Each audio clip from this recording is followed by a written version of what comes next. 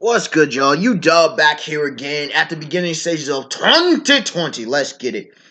For those of you who don't know, I'm a huge fan of literature. I'm a huge fan of so many series. I need to really start doing some discussions on art. Talking about Lord of the Rings, The Hobbit, Silmarillion stuff. Silmarillion's not my forte, so to say. I still need to complete the book. But regardless of that, I love it. I love Tolkien's works. I love some C.S. Lewis. I need to really start getting into a lot of these series. Doom, Frank Herbert, the Foundation series. But I ain't read the Foundation series in so long. But damn, I still get my thoughts on some of the concepts. The thing is, man, I have issues with Tolkien. As much as I praise him, and if you ever hear me talk about, I say The Hobbit is behind the Bibles, behind Scripture, is the greatest literary work in human history. I will argue that everyone should read The Hobbit. The Hobbit is that damn good. The thing, it's that of greatness. The thing is, I have issues other than The Hobbit. The Lord of the Rings, as much as it was legendary and I loved it, it had issues. But in this video, we're going to focus on the Fourth Age. Okay, so for those who don't know, the Silmarillion mainly encompassed the first two ages of Arda, of Middle Earth. Okay, Middle Earth is a part of Arda. Arda is the big world. Middle Earth is the area that gets the most focus in the Lord of the Rings.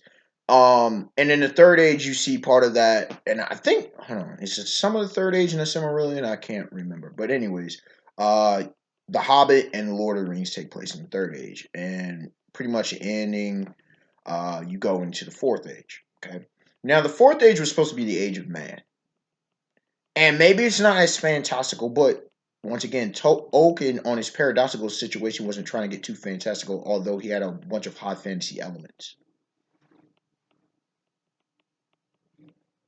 Tolkien, what? Not really trying to do magic, but you had magic all up in there. Not trying to deal with gods and demigods, but you had them in there.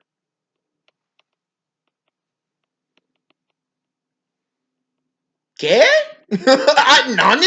I don't get it. And so you not want to deal with man, but you had man all in there. In fact, man, the elves and man were the two big children of Iluvatar from the beginning stages of the world. Why would you not go into the fourth age of man? If you know Greek mythology, with the Gold Age, Silver Age, Bronze Age, and Iron Age. If you talk about Hinduism, with the different it's been a minute. There's different ages, and there's a certain work that kind of goes in that similar path to where the last age or the fourth age, everything gets baser and more corrupted and whatnot. Why wouldn't you have an age of man? Oh, it would have went too dark and when it went too way. So are you trying to? I mean, he had a bunch of killing and stuff that happened, murders, different stuff. He didn't want to get to the real nitty gritty. Tolkien, and of course, obviously, Tolkien is dead. And I believe I heard his son Christopher Tolkien is gone now as well. Why didn't we ever get a fourth age? Why not, dude? I wanted a fourth age because pretty much, let's put it this way: after the Hobbit, you have a complete story. The Lord of the Rings did not finish complete. It did not feel complete. There was stuff that was missing. Sauron was defeated. Okay? We know that Melkor is locked away. Good old Morgoth, the real Dark Lord, right? Sauron's gone. Second Dark Lord. But things are still left in High Wire. A lot of the elves are gone. A lot of your heroes. Bilbo Baggins is gone. Frodo Baggins is gone. Gimli and Legolas, I believe, left. Glad I can't say her name. The Elf Queen.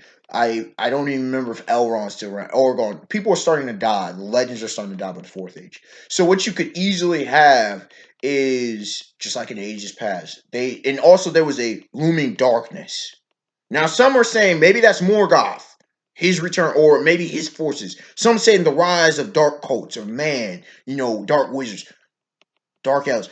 You could have had darkness on the air of Middle Earth, and you could have easily wrapped it up to the final war, the Ragnarok of I can't pronounce his name. I'd have to look up directly, but I can't say the name correctly. But it's like where the pretty much renewal of Arda comes Iluvatar, the god of all, has to like wipe out things. Maybe the final battle, maybe the release of Melkor, or maybe that's just a myth. We don't know. We don't know. The thing is, bro, we should have gotten the fourth age. We should have gotten this era where, dark men rise, dark elves, or, maybe there was a revolt against the Valor.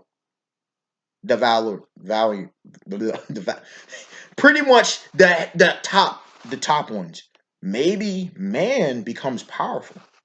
Maybe man does a Tower of Babel situation. There is so much, but we should have gotten it.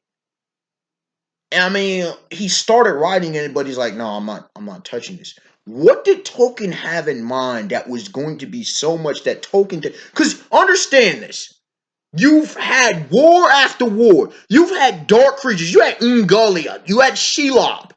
You have these dark creatures in the abyss. You have characters like Tom Bombadil. You have these powerful characters. And he was good with writing that, but he did not want to write this fourth age of man. Why? I want to know. I want y'all to give me y'all thoughts on that if you know the works of Tolkien. Because I'm just like, bro, I don't understand why we never got it. It does not add up. He's already set the table. Why would you not finish it? What did Tolkien have in mind that led him to not want to touch this? So I want to hear what y'all have to say. Uninstructed one to like, comment, subscribe. Tell me your thoughts, and if you have any other video suggestions, more than happily oblige. Hopefully, and we'll get that for you. Until next time, y'all have a beautiful day, beautiful night. Peace.